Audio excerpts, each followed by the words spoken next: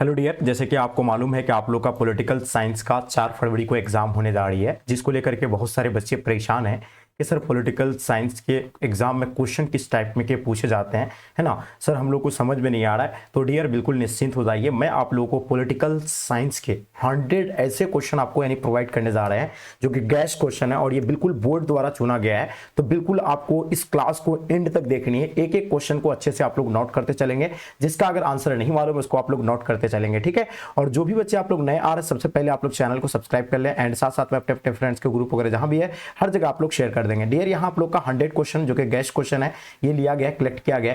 इसमें से कितने क्वेश्चन खुद से आप लोग सॉल्व कर पा रहे हैं ये आप मुझे कमेंट करके, है ना, जरूर बताएंगे कमेंट सेक्शन में, ठीक है। तो एकदम आपको एंड तक इस क्लास को हर हाल में देखिए, इस क्लास को अगर आप चाहते हैं कि मेरा पॉलिटिकल साइंस में 100 में 100 आए, ठीक है। तो डियर मैं आपको बता दूं कि इससे पहले थोड़ा सा इंस्ट्रक्शन आपको दे दे कि देखिए आप लोग का ना पेपर में 100 क्वेश्चन रहेंगे। कितना क्वेश्चन रहेंगे भाई? तो याद रखिएगा आपको 100 क्वेश्चन रहेंगे, उसमें से आपको यानी ओएमआर शीट पर आपको 50 प्रश्न का ही आपको क्या कर देना, आंसर देना है, ठीक है।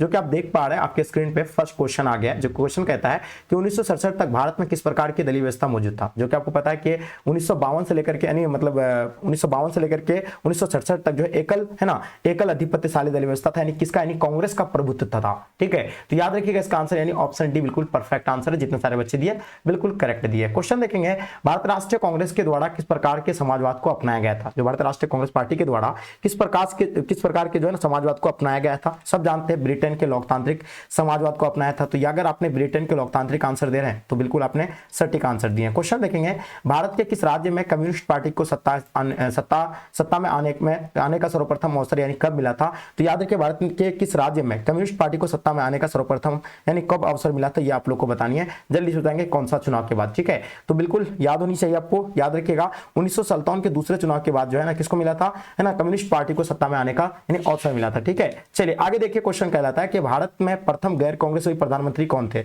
देखिए हम लोग जानते हैं गैर कांग्रेसी प्रधानमंत्री कब बना था, 1977 में, ठीक है। आपको पता है ये जनता पार्टी की सरकार बनी थी और कौन थे उस टाइम। तो याद रखिएगा इसका आंसर आ जाएगा मोरारजी देसाई। आप क्या दे रहे हैं भाई, मोरारजी देसाई। अगर आपने आंसर दिया बिल्कुल सटीक दिया। तो कब बना था, 1977 को गैर कांग्रेसी सरकार बनी थी, ये आपको ध्यान रखना है। निम्नलिखित में से किसे वामपंथी पार्टी के कोटि में रखा जा सकता है। जो कि आप लोग जानते हैं वामपंथी पार्टी के कोटि में जो हम लोग भारतीय कम्युनिस्ट पार्टी को जो वामपंथी पार्टी के कोटि में रख सकते हैं, या जनता पार्टी को, या यानी भारतीय जनता पार्टी को, या समाजवादी को। ये भारतीय कम्युनिस्ट पार्टी यानी सही लगाए, ठीक है। चलिए आगे देखिए, क्वेश्चन कहलाता है संविधान सभा में प्रारूप समिति के अध्यक्ष कौन थे। भाई याद रखिएगा संविधान सभा में प्रारूप समिति के अध्यक्ष के बारे में आपसे पूछे गए हैं, तो बिल्कुल याद रखिएगा प्रारूप समिति के अध्यक्ष हो जाएंगे कौन। याद रखिए डॉक्टर भीमराव अंबेडकर जी क्या है, प्रारूप समिति के अध्यक्ष थे। इनको आप लोग नोट कर लीजिएगा, ठीक है। अब याद रखिए डॉक्टर राजेंद्र प्रसाद क्या है भाई, तो ये अस्थायी अध्यक्ष है। क्या है भाई, तो याद रखिएगा अस्थायी अध्यक्ष थे, है ना, संविधान के। ये आप लोग को, है ना, नोट रखना है, ठीक है। चलिए आगे देखिए, क्वेश्चन कहलाता है भारतीय नागरिकों को कितने मौलिक अधिकार प्राप्त है। जो कि आप लोग को मालूम होनी चाहिए भारतीय नागरिकों को कितने मौलिक अधिकार है।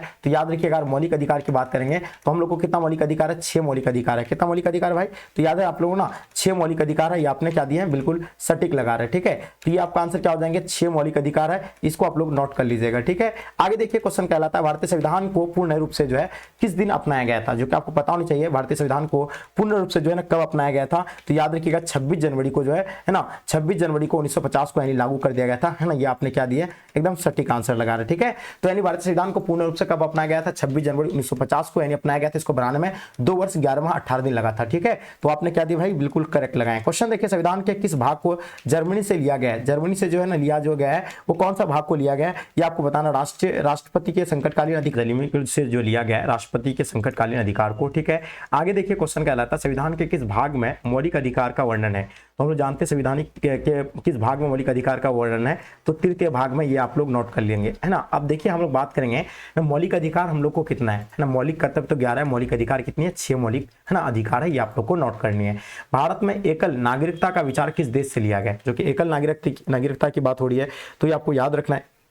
एकल नागरिकता जो है ब्रिटेन से लिया गया है। इसको आप लोग क्या करेंगे, नोट कर लेंगे। एकल नागरिकता कहां से लिया गया है, ब्रिटेन से लिया गया। भारत में कितने राज्य में द्विसदनात्मक व्यवस्थापिका है। जो कि आपको पता है 6 राज्य ऐसे हैं जहां पर द्विसदनात्मक यानी व्यवस्थापिका है, यानी 2 सदन चलता है ना। ये आप लोग का आंसर क्या हो जाएगा भाई, यानी 6 हो जाएंगे, ठीक है। कौन कौन सा है, जम्मू कश्मीर है, बिहार है, उत्तर प्रदेश है ना, राजस्थान है। तो ये जो है क्या हो जाएंगे, द्विसदनात्मक व्यवस्थापिका इन राज्यों में है, ठीक है।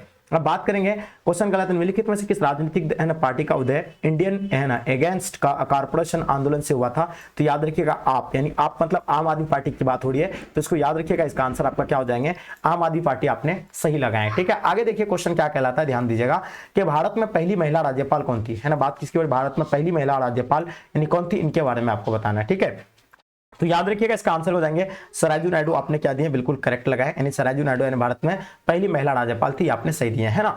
किस देश का संविधान विश्व का सबसे बड़ा संविधान है? हम लोग जानते हैं किस देश का संविधान विश्व का सबसे बड़ा संविधान है, तो वो है भारत का संविधान, जो कि सबसे बड़ा संविधान है विश्व का। ठीक है, आगे देखिए क्वेश्चन कहलाता है संयुक्त राष्ट्र संघ महासभा की पहली महिला अध्यक्ष कौन थी? आपको बताना है संविधान, है ना, संयुक्त राष्ट्र संघ की महासभा की जो है पहली महिला अध्यक्ष की अगर बात करेंगे तो पहली महिला अध्यक्ष यानी कौन थे, इनके बारे में आपको नोट करना है, विजय लक्ष्मी पंडित, आपने क्या दिए, विजय लक्ष्मी पंडित, यानी बिल्कुल सटीक है। ठीक है, आगे देखिए क्वेश्चन क्या कहलाता है कि भारतीय संविधान का कौन सा भाग जो संविधान के आत्मा के रूप में जाना जाता है ना, तो आप लोग को बताना भारतीय संविधान का कौन सा भाग यानी आत्मा के रूप में जाना जाता है, तो याद रखिएगा प्रस्तावना को जो है उसका आत्मा के रूप में जाने जाते हैं। किसको?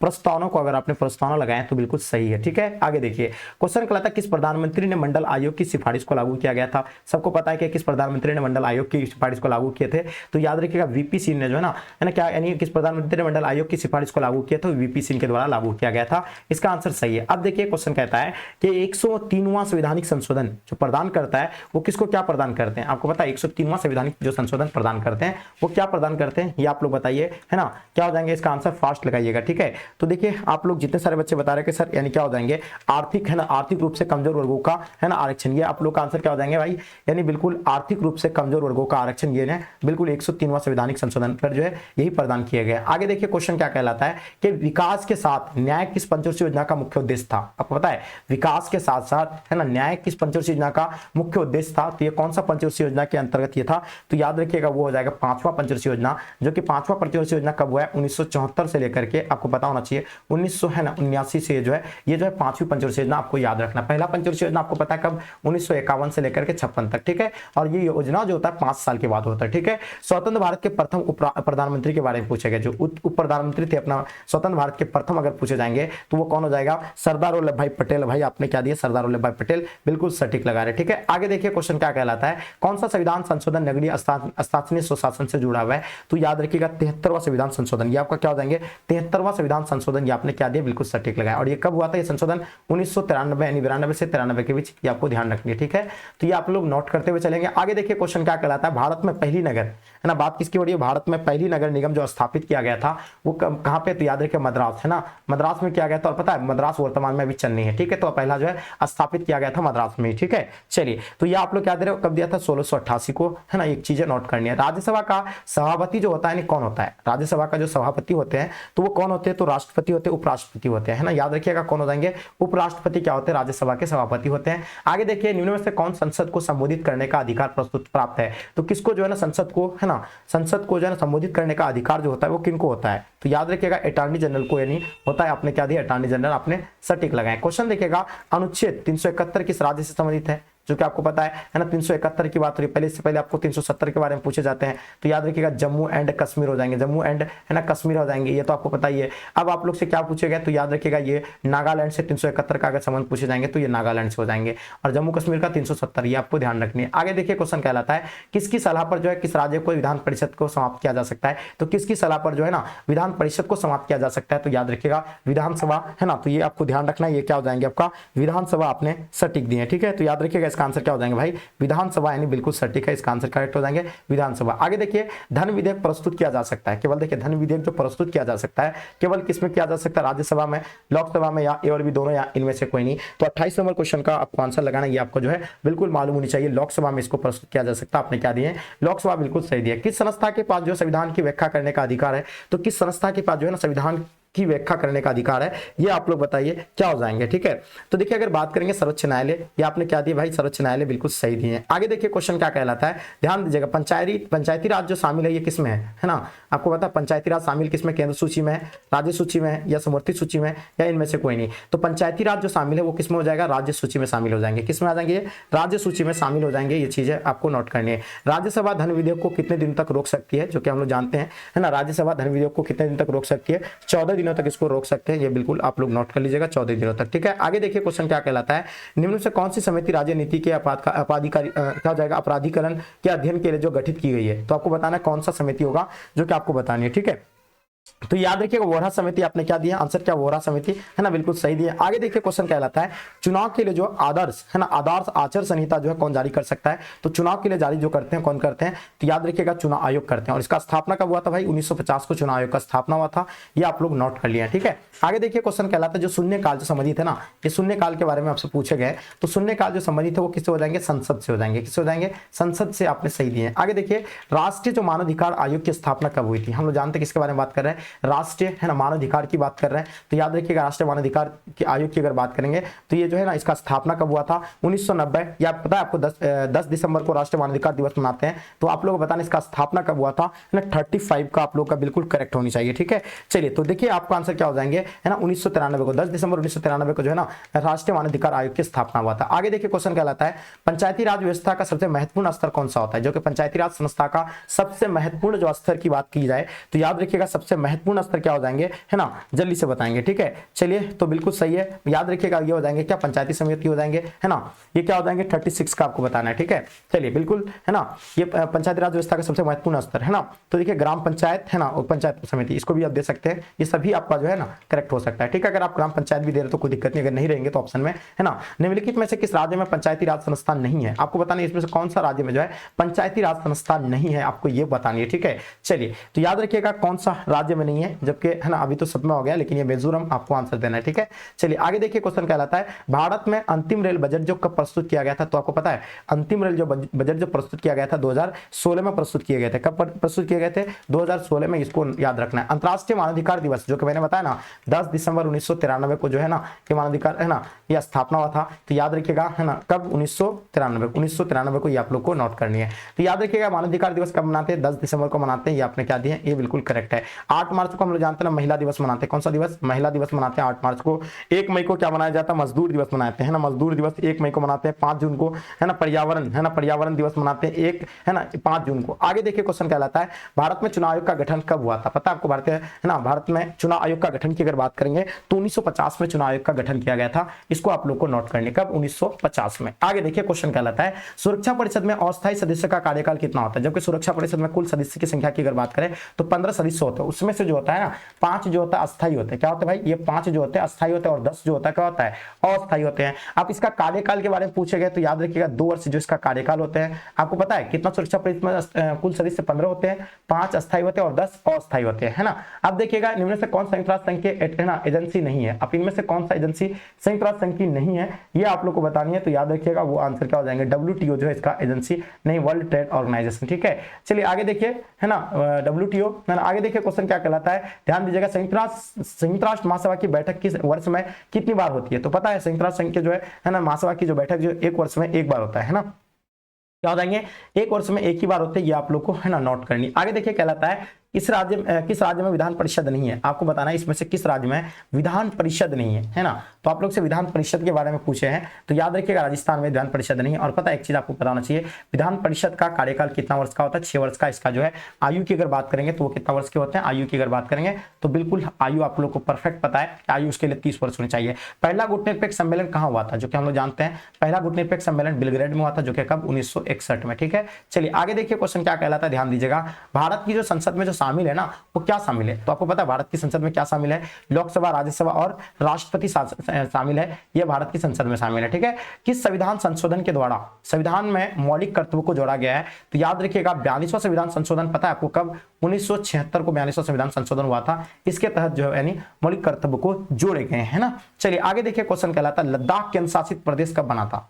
लद्दाख है ना आपको पता है 2019 में है ना, लद्दाख जो बना था कब बना था, 2019 को बना था, ये आपने बिल्कुल सटीक लगाया। केंद्र शासित प्रदेश की संख्या की बात करें 8 है और राज्य की कितना है तो 28 राज्य है। ठीक है, शीत युद्ध के दौरान शक्ति के कितने केंद्र थे, 2 था। एक कौन था, एक यूएसए था और एक क्या था, यूएसएसआर। ठीक है, यानी संयुक्त राज्य अमेरिका और क्या हो जाएंगे श्वेत संघ जो है, ये 2 जो क्या थे यानी शक्ति के केंद्र थे। भारतीय संघीय व्यवस्था में किसे अधिक शक्तियां प्राप्त है, जो पता है आपको कि राज्य केंद्र को प्राप्त है, किसको प्राप्त है, केंद्र को प्राप्त है, ये आपने सही लगाया। सुरक्षा परिषद में कितने अस्थायी सदस्य है, आपसे क्या पूछेंगे अस्थायी सदस्य के बारे में। अस्थायी सदस्य कितना है 5, और अस्थायी की बात करेंगे तो 10 जो हो जाएंगे वो अस्थायी हो जाएंगे। ठीक है, चलिए आगे देखिए क्वेश्चन का, इनमें से कौन एक गुटनिरपेक्ष आंदोलन से संबंधित नहीं है। तो आपको पता है गुटनिरपेक्ष आंदोलन से संबंधित कौन नहीं होगा, इनके बारे में आपको बतानी है। ठीक है, अगर जैसे हम लोग जानते हैं सुकरानो भी है, मार्शल टीटो भी थे, इसका अध्यक्ष कर रहे थे प्रथम गुटनिरपेक्ष का, पंडित जवाहरलाल नेहरू अपना भारत से थे। अब यसार अराफात ये नहीं थे भाई, तो इसका आंसर अपने क्या दिया, बिल्कुल सही लगाएं। आगे देखिए क्वेश्चन है, क्वेश्चन कहलाता है वैश्वीकरण का सामान्य जो अर्थ होता है ना वो क्या होता है। ये बात किसकी हो रही है, वैश्वीकरण का। वैश्वीकरण का आपको सामान्य अर्थ के बारे में पूछे गए है ना, जल्दी बताएंगे क्या हो जाएंगे। ठीक है, तो ये आपका क्या हो जाएगा भाई, आपको राष्ट्रीयकरण बताना है, अंतरराष्ट्रीयकरण, एकीकरण या ध्रुवीकरण हो जाएंगे। तो याद रखिएगा ये जो हो जाएंगे ना, ये किसके अंतर्गत, ये कौन सा आएगा, अंतरराष्ट्रीयकरण आ जाएंगे। क्या आ जाएंगे, अंतरराष्ट्रीयकरण, ये आपने सही लगाए। आगे देखिए क्वेश्चन कहलाता है दलित, जो दलित पैंथर्स नामक संगठन की स्थापना है, इसमें से किस राज्य में हुई थी दलित है ना, तो याद रखिएगा महाराष्ट्र में। कहां पे हुई है, महाराष्ट्र, आपने आंसर करेक्ट लगाए। क्वेश्चन देखिएगा कांग्रेस के युवा तुर्क के रूप में से किसे जाना जाता है, जो कि हम लोग जानते हैं है ना, कांग्रेस के युवा तुर्क के रूप में यानी किसे जाने जाते हैं, ये आपको बतानी है। तो ये आपका आंसर क्या हो जाएंगे, चंद्रशेखर को जो है युवा तुर्क के रूप में जानी जाती है। ठीक है, आगे देखिए क्वेश्चन कहलाता है कि डॉक्टर श्याम प्रसाद मुखर्जी किस दल के नेता थे, जो कि हम लोग जानते हैं श्याम प्रसाद मुखर्जी की बात कर रहे हैं। तो याद किया भारतीय जनसंघ जो है आपने क्या दिया, बिल्कुल सटीक लगा रहे भारतीय जनसंघ। ठीक है, तो डॉक्टर श्याम प्रसाद मुखर्जी किस दल के नेता थे, डॉक्टर श्याम प्रसाद मुखर्जी भारतीय जनसंघ के थे, आपने क्या लिया, भारतीय जनसंघ है ना, सही लगाए। ठीक है, चलिए आगे देखिए क्वेश्चन हम लोग देखते चलेंगे। 57 नंबर क्वेश्चन देखेंगे, क्या कहलाता है कि 1956 में भारतीय राज्यों में पुनर्गठन है ना आयोग का आधार क्या बनाया था, तो किस है ना किसके आधार पर बना था, तो याद रखिएगा भाषा के आधार पर। पहला भाषा के आधार पर राज्य कौन सा बना था, 1953 में है ना आंध्र प्रदेश बना था, आपको पता है 1953 में। ठीक है, चलिए इसका स्थापना राज्य पुनर्गठन आयोग का स्थापना की अगर बात पूछेंगे 53 में हुआ था, अधिनियम की अगर बात करेंगे तो 56 में। भारत में कुल कितने संघ शासित प्रदेश है, सबको पता है कि 8 जो है क्या है संघ शासित प्रदेश है, इसको आप लोग नोट कर लीजिएगा। क्वेश्चन देखेंगे तृतीय पंचवर्षीय योजना का कार्यवधि, जो कि हम लोग जानते हैं पहला का जो प्रथम हुआ है 1951 से 56 तक, दूसरा अगर आप बात करेंगे तो ये 56 से लेकर के है ना 56 से लेकर 61 तक ये दूसरा हो जाएंगे। ठीक है, और तृतीय की अगर बात करेंगे तो तृतीय आपका जो है कब हो जाएगा 61 से लेकर 66 तक, तो आपको याद रखना है 61 से लेकर 66 तक आपने आंसर सटीक लगाए। चलिए आगे देखिए क्वेश्चन क्या कहलाता है, ध्यान दीजिएगा। सर्वप्रथम किस राज्य में महिलाओं को पंचायत में 50% आरक्षण दिया गया था, कौन सा राज्य है जहां महिलाओं को 50% आरक्षण मिला, तो वो अपना बिहार है, जहां महिलाओं को 50% जो है आरक्षण दी गई थी। आगे देखिए तेलंगाना आंदोलन किस राज्य से संबंधित है, जो कि हम लोग जानते हैं तेलंगाना आंदोलन की बात हो रही है, तो आपको पता है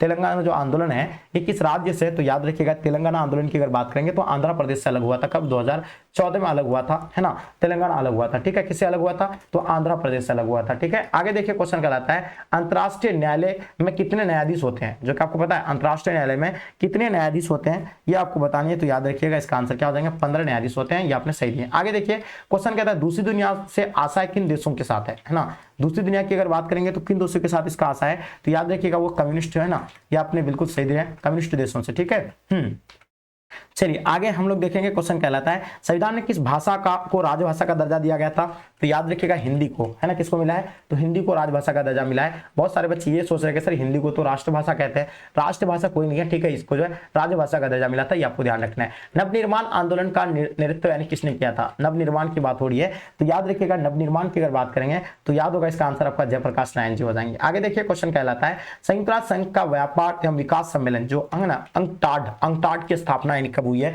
तो अंकटाड की स्थापना जो है 1964 को हुआ, ये आपने सटीक लगाया। क्वेश्चन कहता है योजना आयोग के अध्यक्ष के रूप में कौन कार्य करता है, जो कि हम लोग जानते हैं योजना आयोग की अगर बात करेंगे तो इसका स्थापना 1950 में हुआ था, और इसका कार्य जो करते हैं ना प्रधानमंत्री करते हैं, ये आपने क्या दी भाई प्रधानमंत्री, बिल्कुल सटीक लगा रहे। आगे देखिए क्वेश्चन कहलाता है कि निम्नलिखित में से कौन सा दक्षिण एशिया में धर्मनिरपेक्ष राज्य नहीं है, इसमें से कौन सा देश जो है धर्मनिरपेक्ष राज्य नहीं है आपको बताना है, तो याद रखिएगा पाकिस्तान है ना, नेपाल ये नहीं था, नेपाल अब जो हो गया है। ठीक है, पहले तो यार राजतंत्र था लेकिन अब जो है क्या हो गया लोकतंत्र हो गया। अब ये पाकिस्तान ये बिल्कुल है ना दे सकते हैं, पाकिस्तान नेपाल दोनों में से कोई भी लगाएंगे तो आंसर सही होगा। आगे देखिए क्वेश्चन कहलाता है निम्नलिखित में से कौन सा देश जो दक्षिण का सदस्य नहीं है, दक्षिण का सदस्य नहीं है, आपको ये बताना है इसमें से कौन सा है ना देश दक्षिण का सदस्य नहीं है। तो दक्षिण की अगर बात करेंगे तो याद रखिएगा चीन इसका ना सदस्य नहीं है, बिल्कुल सही दिया। दक्षिण जिसको हम लोग सार्क बोलते हैं, इसका स्थापना कब हुआ है? तो सार्क का स्थापना 1950 को हुआ है, ये 85 को हुआ है। ये आपको याद रखना है। इसमें कुल 8 देश होते हैं, है ना।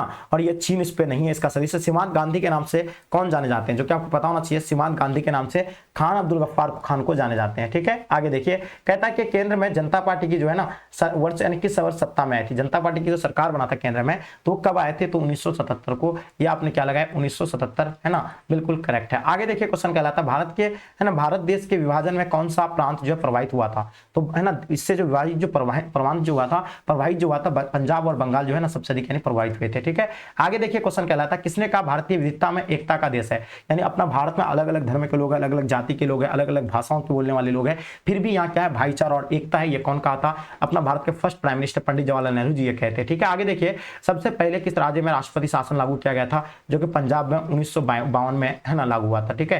तो ये आपको ध्यान रखना। आगे देखिए, कहता है संयुक्त राष्ट्र संघ का मुख्यालय कहां पे अवस्थित है? याद रखिएगा, संयुक्त राष्ट्र संघ का मुख्यालय कहां पे अवस्थित है ना। मुख्यालय के बारे में पूछे गए तो आपको बिल्कुल मालूम होना चाहिए। तो याद होगा, इसका आंसर क्या हो जाएंगे? फास्ट बताइएगा, ठीक है। अगर बात करेंगे तो इसका आंसर क्या हो जाएंगे? न्यूयॉर्क, है ना। आपने क्या दिया? न्यूयॉर्क सही लगा रहे हैं, है ना। आगे देखिए, क्वेश्चन कहलाता है कि मुख्य चुनाव आयुक्त का कार्यकाल, है ना, क्या होता है? आपसे क्या पूछे गए?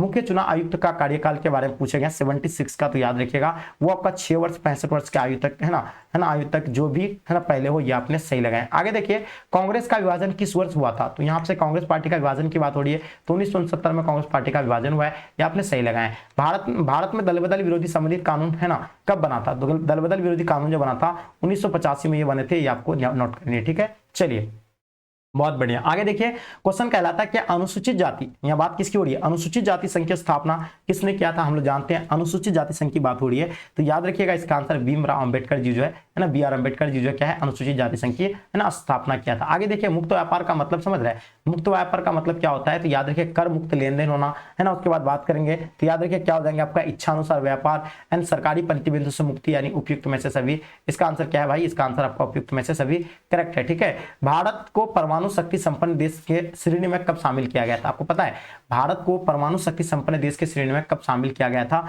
ये आप लोग को, है ना, मालूम होनी चाहिए। याद रखिएगा, 2008 में आपने क्या दी है? बिल्कुल सटीक लगाए। आगे देखिए, क्वेश्चन कहलाता है कि गांधी समाजवाद की स्थापना करना इनमें से किस दल का प्रमुख उद्देश्य था?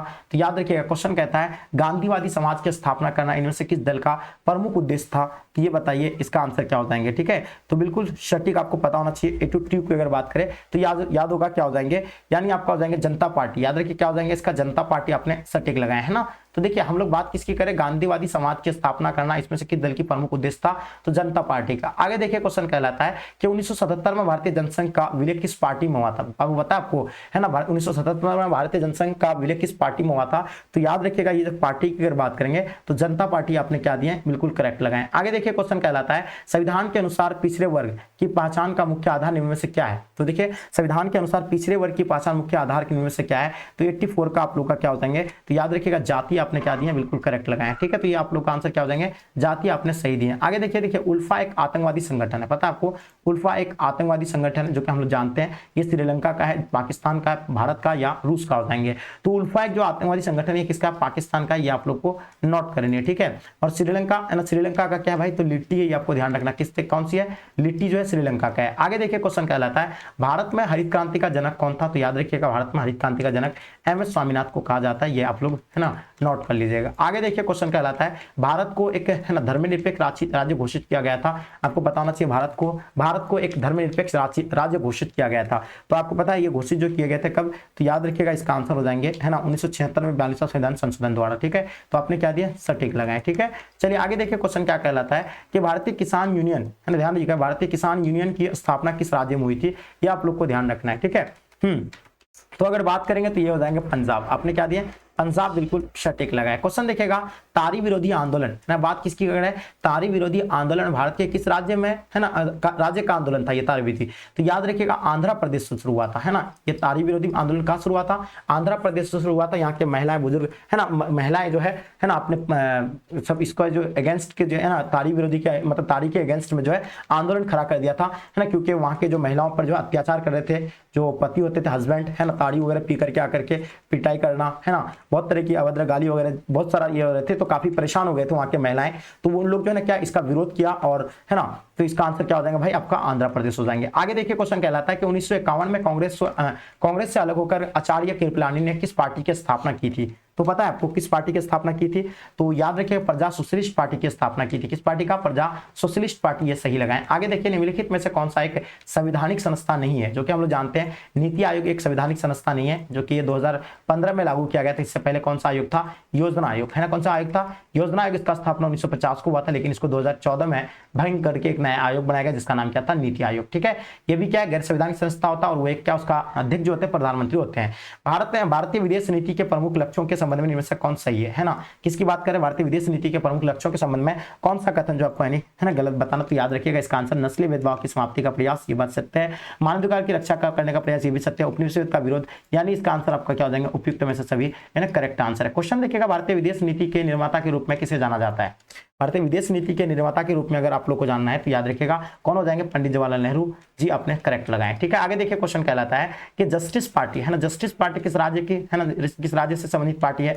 जस्टिस पार्टी की बात हो रही है तो याद रखिएगा जस्टिस पार्टी आपका जो है ना मद्रास से ना, ये जो है पार्टी जो संबंधित है। आगे देखिए क्वेश्चन कहलाता है 1974 के बिहार विधान आंदोलन के नाम से जाना जाता है, सॉरी 1974 को है ना, 74 के बिहार आंदोलन को किस नाम से जाना जाता है, जो कि आपको बताना चाहिए छात्र आंदोलन के नाम से इसको जाने जाते हैं है ना। किस आंदोलन से, छात्र आंदोलन, बिल्कुल सही बताएं। दरबीर जो मुन्नेत्र है ना, मुन्नेत्र करगम के संस्थापक कौन थे, तो याद रखिएगा है ना इसके बारे में आप लोग को बताने क्या हो जाएंगे, राम है ना, राम स्वामी नायकर पेरियर, या है ना सी अन्नादुर्रे, या आपका क्या हो जाएंगे है ना जय ललिता, या इनमें से कोई नहीं। तो आपको बताना दरबीर मुन्नेत्र है ना करगम के संस्थापक कौन थे, ये आप लोग को बतानी है। ठीक है, चलिए तो हम लोग जानते हैं इसको जो है ना, अगर बात करेंगे तो इसका आंसर क्या हो जाएंगे, इसको कमेंट करके आप लोग बताइए। आगे क्वेश्चन देख पा रहे हैं, क्वेश्चन हम लोग आगे देखेंगे 96 नंबर क्वेश्चन, ये तो आप लोगों को कमेंट करके बतानी है। आगे देखिए क्वेश्चन कहलाता है क्षेत्रीय असंतुलन के फलस्वरूप किस राज्य का गठन हुआ था।